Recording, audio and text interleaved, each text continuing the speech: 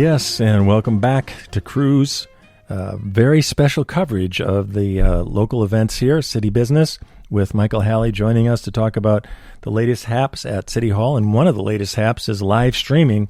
Jason Strong in the house here with Fairfield Media Center. That sounded like a very interesting development. Some new cameras there. But Michael, good to see you. You can join us at KRUU here for event coverage. Well, let's say, what do we call it? An unofficial recap. There we go. With after each session, the following lunchtime, 12:30, dinner time Thursday, 6:30, or Monday morning, 6:30 a.m. How you doing and what's up? Good. Glad to be here as always. Good to see you. Yeah, so this is our informal review of our city council meeting from August 22nd. And at our informal station. Well, we try to keep it real, you know. People appreciate this. James Moore came up with the idea 4 years ago, 5. It's been a while. Yeah, we're going on 10 here. So, and we do appreciate you also. This particular program. Yes, you came to me and you said, "Hey," and then I find that people out in the community say, "I heard you on the radio." Pretty much every time we do this, I hear that from someone. Heard you on the radio, and then they say something about the content. So. That's awesome. I mean, that shows that it works. Hopefully good things, too. Yes. They found something interesting in what we were discussing. Well, great. And so what do we got today? All right. So we had, we always approve liquor licenses through the city, but really it's the state that approves them officially. They just kind of get one more final little approval from the city. And the only reason I'm bringing this up is because of a temporary off-premise license for Fairfest. Oh, okay. So Fairfield Arts and Convention Center is doing a temporary, and that means they're allowed to serve in a kind of an outdoor area adjacent to the building. So that's coming up Labor Day weekend. That's right. Just a week from today. Yeah. A week from this weekend, I should say. Yep, it's coming up. So keep your eyes open for that. There will be, just to remind people, there will be some road closures for Fairfest. Like there have been, yeah. Yeah, and then... but this year with the fence, it'll be a little different than that in the past. Like, say, if I was walking from Howard Park to Central Park, I could walk down Main Street. And then this year with the fence, you have to go either a little bit to the east or a little bit to the west, but just half a block. So, is the entrance going to be where out from Main Street the other way? Yeah, it's going to be, the entrance is kind of in front of Isla's or in front of the empty lot next to Isla's. Okay. And then if I was traveling down Main Street heading south, I'd have to go either one block east or west if I was in a vehicle. If I was on foot, I just have to go half a block because the fence will just go half a block. So it's 3 days, not really that long, but it's the first time that there'll be that fence. Where you mentioned about the alcohol area, where is that going to be again? If you're not sure, it's okay. My understanding was on possibly even the county fairground, the county courthouse yard. I think that was the original plan, and they may have shifted. They may have moved it. Okay, things do seem to be somewhat in flux. Let's just say you'll be able to find it once you're inside. Yes. I'm sure of that. Yep. And the fencing, any word on how is it snow fencing or what's kind of? I'm not certain. Okay. Yeah. Well, that's mysteries. I know exactly. I mean, we got the diagram, and if you want to see the map that shows the fenced-in area on the website, it's on. I know it's on the Facebook page. Okay, I posted it there. So, City of Fairfield government, City of Fairfield, Iowa government. I had to add the Iowa because somebody from some other state was tagging themselves and their friends, and I was like, and they're like, "Whoops, wrong Fairfield." So we added Iowa just to clarify what state we're in. But you can find that on Facebook and go through the photos, and there's a diagram that shows what area is going to be fenced in. Well, great. It's exciting 3 days. And plus even, I know Steve Boss is interviewing the Food Hub folks for this Wednesday, 7 p.m., talking about a Thursday and a lot of different things going on. So it should be good. Great musicians coming. Buddy Guy, of course, and Marty Stewart, Jerry Douglas, Ian Moore, Mike Dillon back, Lily Hyatt, Donovan, and Bonnie Payne of Elephant Revival. From a lot of great stuff. So, all right. Yep. Well, I'm going to mention because the police chief just gave a real quick report later that just said that they've been working very well with Fairfest, and that now that it's in its fourth year, yes. Fourth year, it's just becoming much more of a smooth process, getting everything in order. So Good news. We had 2 public appearances. One, actually, the representative from Relay for Life didn't show up, but we passed the request anyway. In the past, on the same weekend as Kiwanis Kids Day Parade, which I believe is I can't remember if it's the first, maybe second Saturday in September, there was a citywide garage sale, and the Chamber of Commerce used to organize that, and it was in a parking lot. I remember over by the senior center. Mm-hmm. Well, the chamber decided not to do that as of last year, so Relay for Life is wanting to organize it, and so the city said you can use that parking lot for that day. So that'll be Saturday in September. It must not be the first weekend because that's Labor Day, and they couldn't do the parade if the Fairfest was set up. So it must see if I can get this tab open. Okay. But yeah, same weekend as Kids Day Parade. Always a great tradition. Oh, it's the 17th. Oh, so it's the second week. Well, third. I think, it must be the third. Yep. Third Saturday. Mm-hmm. All right, so keep your eyes open for that. The second appearance was Pauline Reeder. She used to actually be the 4th Ward City Council representative on the council years back. And she had come some months ago to talk about outdoor dining on Central Park, which was this vision that came out of this vision program the city participated in. And she was not in favor, strongly not in favor. And I asked her to come back when we had a proposal. So we'll get to that here in a minute. But I brought a proposal for the council to consider, but not to vote on. I was basically looking for feedback, trying to get it out in the public. I want to get as much feedback as possible and fine-tune something before asking the council to vote yes or no to adopt it as a city project. So she spoke a lot about the history of Central Park and her memories of it as a child, and just essentially wanting to maintain the look and feel that it has currently and not change that in any way. So I believe that summarizes her request. And is it all right if I just ask? Yeah. So in her perception, or from her point of view, having dining outside some of the restaurants seems to contradict that. Is that the gist of it? Well, all right, just to clarify, there were 2 outdoor dining proposals. One is the ordinance that was passed, and that is for restaurants who want to set up outdoor dining on the sidewalk. And this proposal that I presented last night was for Central Park. Okay, I gotcha. Related because it's all downtown, but different. This is more specific. Yeah, this is for Central Park itself, and that's what she was talking about. Gotcha. So actually, that was the next item, was my presentation. I don't have the PowerPoint to show here, but Jason Strong was kind enough to incorporate PowerPoint into the archived footage of the council meeting. So excellent.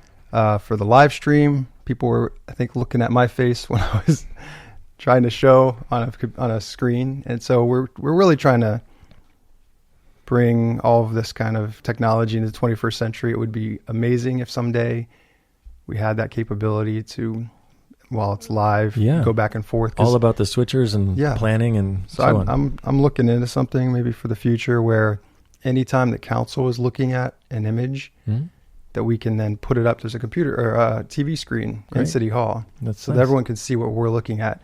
Because if you're sitting in the audience, you can feel very out of the loop. And there's nothing private about those images. It's just how to project them. Yeah, it's just how do we project them. So we're looking into that. But so I had this PowerPoint. I'll just summarize it briefly. Essentially, the point of the project is that people do eat on Central Park.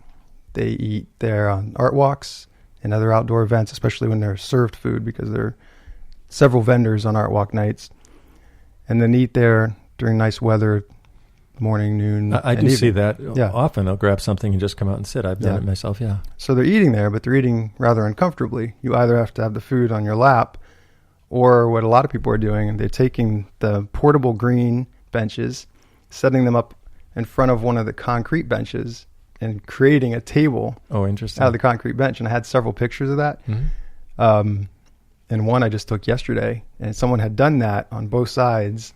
They kind of had a green bench sandwich going on and left it that way. They weren't there any longer. But, that's the problem. Yeah, and they left it that way. And so the project really is geared to making the built environment match how people are using it. And that really is kind of the new urban design philosophy.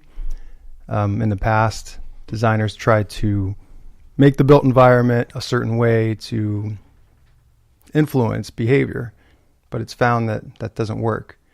That human behavior is what it is, and then you try to match it to release the friction, or in this case, just offer a more comfortable place to sit. Well, I think also probably adopting sort of a top-down approach. We want it to be used this way. If people aren't going to do it that way, it's sort of self-defeating in a way. Yeah. Because if it doesn't achieve the purpose, you're left sort of at a funny place anyway. So, so your point, is talking about matching the usages and go on. So I did a little research. I found out which neighboring cities do have outdoor dining on their Central Park, both Mount Pleasant, which I think is the most apples to apples comparison. Their city is about the same size as ours. They have a college, and their square is the same size, and it's bordered on the south side by Old Highway 34. So it's almost an exact replica. They have a fountain instead of a gazebo, but they have a very similar sidewalk pattern and everything. They have 4 metal tables and chairs that they recently, in recent years, replaced wooden picnic tables. So they've had outdoor dining on their Central Park for many, many years. And I called their park superintendent, had a little discussion with them. Does it increase trash cleanup? No, that's not a problem. Are they used frequently? Yes. Is it a big maintenance issue for the city crew? No. Do you leave them out year round? Yes. And these are kind of some of the questions and answers. But because they put theirs in the grass, they're not ADA accessible. So someone in a wheelchair would not be able to use them. Right. And then I talked to Washington. They also have, now theirs are built-in, wooden, and they're on a concrete pad.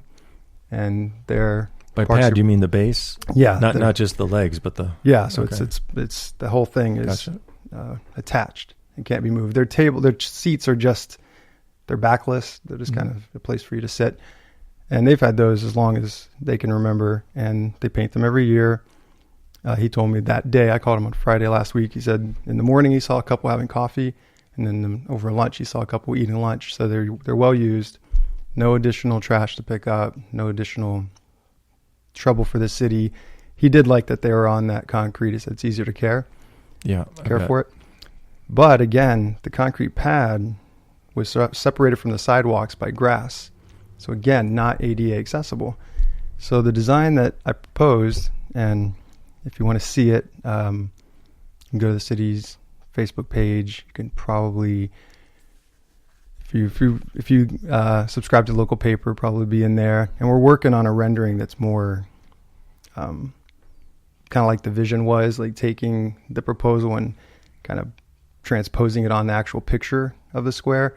Because the visuals I used last night, I realized were engineer schematics.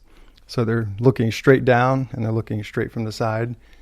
And some people make sense of that better than others. So I think we need to keep working on something that looks good. But essentially, it's the east-west sidewalk.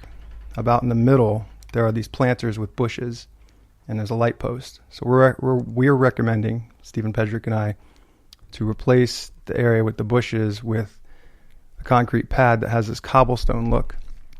That's like the north alleyway. Mm-hmm. And also there's a veteran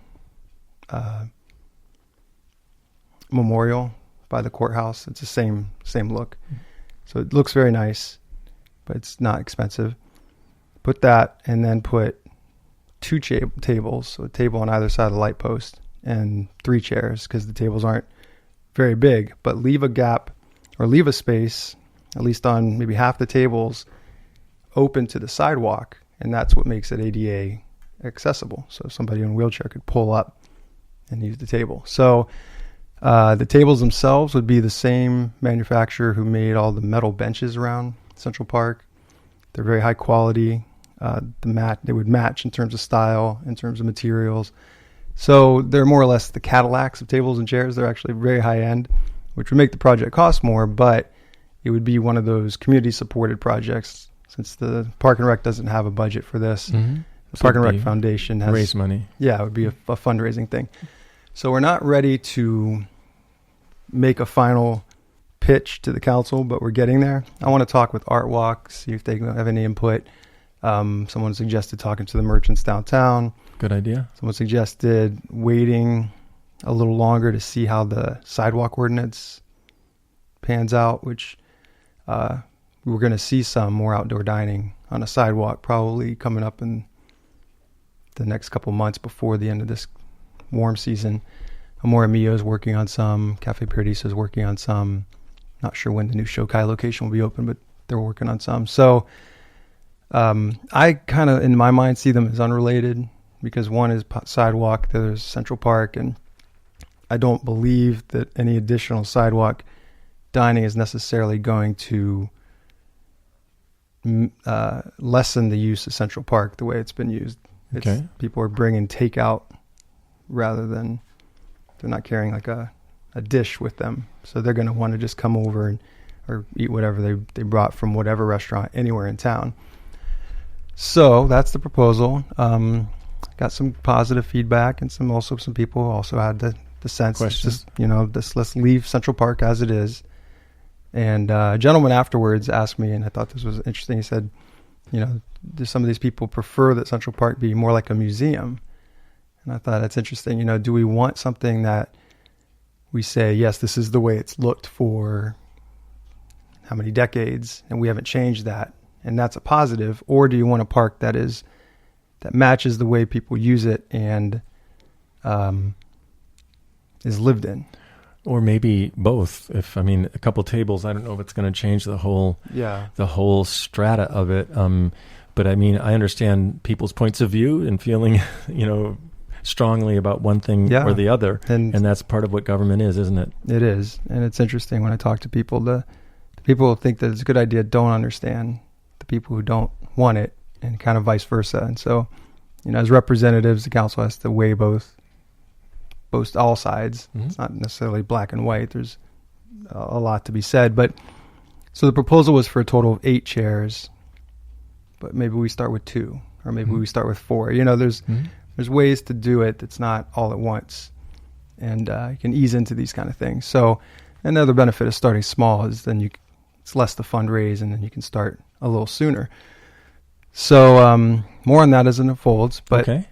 And that's so it left just sort of presentations and still gathering moss. Rolling stones. Well, with that expression. And putting it out to the public. What the proposal is very different from the vision. Mm-hmm. Now the vision was interesting because the lady in charge of the visioning group, the design lady, kept telling me, well, these aren't plans, these are visions. And I didn't quite understand what she meant until Stephen Pedrick and I, as an engineer, started measuring and realized that the vision wasn't to scale. Right. They had put human beings in, but they were about hobbit sized. Everything it didn't fit. It could not physically fit in the space that they put it in. Gotcha. So they kind of, fudged the size of what they could actually fit without having to remove trees. They would have to cut down 4 pine trees to fit. And so we didn't want to do that. We wanted to shrink it. Mm-hmm. So we didn't have to disturb the trees, didn't have to take up any more lawn space, minimize the impact on the green space. And we're just figuring that we hope people don't mind if we take out a few bushes. We're hoping that's not a big loss. I don't know. Maybe there are people who are very attached to those bushes. We'll find out. There may be. I say that with a little sarcasm, but you never know. You never know when somebody. But that's, again, part of the process is putting the pieces on the table and then figuring out what makes the most sense. And I think, it's another one of the city projects. By the way, you're listening to City Business with Michael Halley. I'm James Moore. This is KRUU-FM, 100.1 FM on your radio dial, KRUU-FM.com on the World Wide Web machine, also Fairfield Media Center in the house. Jason, always good to see him, all the good work that he's doing, more expansion, new cameras and new playgrounds, new vistas. So good work there. But you can check out City Haps the lunchtime following each session, thanks to Michael coming by and sharing his unofficial take on what's going on. You can get the damn official thing just either watching live now, or it is being put up on the Fairfield Media Center website as well. So, but Tuesdays at 12:30, Thursday 6:30 p.m. here on KRUU, and following Monday at 6:30 a.m. What else you got on the docket? Well, we had a report on our road use tax fund. It's something we have to do every year, but that's just how we fund our street repairs. And then we had our end of this month project update. This is something that Melanie Carlson from French Rent-A-Car puts together. Our step 1 sanitary sewer project is going to start moving forward. Essentially, everything starts this week, was her joke. That all these various projects, thank you. A lot of these projects are starting end of August. So step 1 of our sewer repairs. Step 2, we found out some good news that there were some leftover grant funds from step 1 that we might be able to apply to a portion of step 2. I love when that happens. It's basically, we're getting very lucky with this whole sewer project. In fact, the grants that we found right before we started, we found out we were applicable, that we could actually get them. When in the past we weren't. That was a plus. We got, millions of dollars worth, and we're on the line to get more potentially, and the bids came in low. So what we thought was going to be this really high number isn't so bad so far. So that means for everyone that our sewer rates won't need to go up as high as we were forecasting, which was going to be 75%. So I mean, if 75%, 175% of what they are now, which is a lot. That would have been feedback time. That would have been, I think, painful. So. Mm-hmm.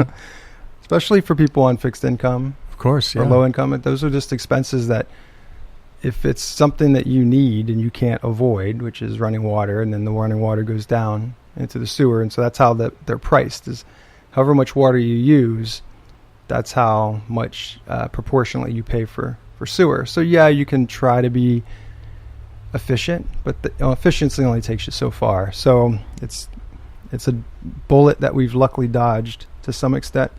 Oh, good. The Libertyville Road sanitary sewer, we actually, just say real quick, we went into closed session at the end to discuss easement agreements with the property owners out there. So an easement is where the city wants to use a portion of the property either permanently or temporarily to do something like put in a line. Mm-hmm. And property owners are generally, not always, but generally reimbursed for the use of that. So it's all part of the project cost. And we do it in closed session because it's a negotiation. And so if you're like doing a real estate negotiation, obviously both sides do it privately and then they communicate through a broker or whatnot. So that's how this was done. So that's going to be moving forward. I'm going to have more information on the annexation aspect of it, which we talked about briefly before. Mm-hmm. The council is kind of really trying to wrap our head around, is it necessary? Is it required? Is it, we want to fully understand how the sewer line going in an area that's just outside of city limits really, does that mandate that we must annex those, or is it more a decision that the council will make? Because either way, we just need to be transparent about it. Mm-hmm. So we're trying to discuss that. The downtown facade project started this week. Yeah. You see a big old dumpster outside of the Elks building. So that's going to get some work. Yep. And then they'll move their way clockwise around the square, trying to get it all done before the snow flies. There's some paving on Kirkwood between 7th and 9th. So that'll be closed soon. That's the very west end of Kirkwood Avenue. And a little bit of 8th Street will be closed between Low and Kirkwood. So if you're in that area, let's see. Also, heads up. The Fillmore and Liberty Drive, there was a water main replacement that's done. Okay. And they finished it in time for school, since there are a lot of kids who walk both to Pence Elementary and the middle school right down that street. And then there's a portion of 6th Street. See how I had to really try to say that right? 6th. Yeah. And that's on 6th. That's by Grimes. And so Grimes at the intersection of 6th will go down to one lane. and Grimes is a fairly well-used street. Yeah, it is. So when that happens, we'll put an alert out on the Facebook page. How long does that look to be? Hard to say. Let's see. It's hard to say. They want to try to get it done before it gets cold. Okay, so it's this going to be season. it's going to be some weeks. Anyway. Yeah, because it's one block of street, so Mm-hmm. it could go pretty quick. And then finally, the Doyle subdivision, which is a FIDA subdivision that we just rezoned, so it could have some houses on it. The city's putting in sewer out there. It might disrupt the trail slightly. So trail users, beware. That's over by Sky Factory. If you're out in that area by 12th and Gear, just watch out for a little bit of construction. That's all I got. That's it? That's it. Wow. So how long did the session go? Well, because of my presentation and the discussion after it, and then in closed session, we were there till about 9 o'clock. I gotcha. Well, 2 you know hours. what? It's all good, and thank you so much for dropping by. We appreciate it. Michael Halley, 4th Ward City Council person, Fairfield Media Center in the house. And this is James Moore with KRUU. You can catch up on the latest in City Haps. It's good to know what's going down in City Hall, and you can do that right here or going to Fairfield Media Center. And stay tuned for more great programming coming up. Enjoy this beautiful weather, and don't forget Fairfest coming down the pike. Also this week, flood relief donations for the Louisiana victims down there. Maggie Ronan's been organizing that Depot Brewery for this week with special events, and set up a special account with Iowa State Bank as well. Flood Louisiana with Love, and she worked in Katrina, and we're going to be interviewing her this week too, so stay tuned for that. But right now, we're done with City Haps. Stay tuned. Thanks, Michael. Thank you.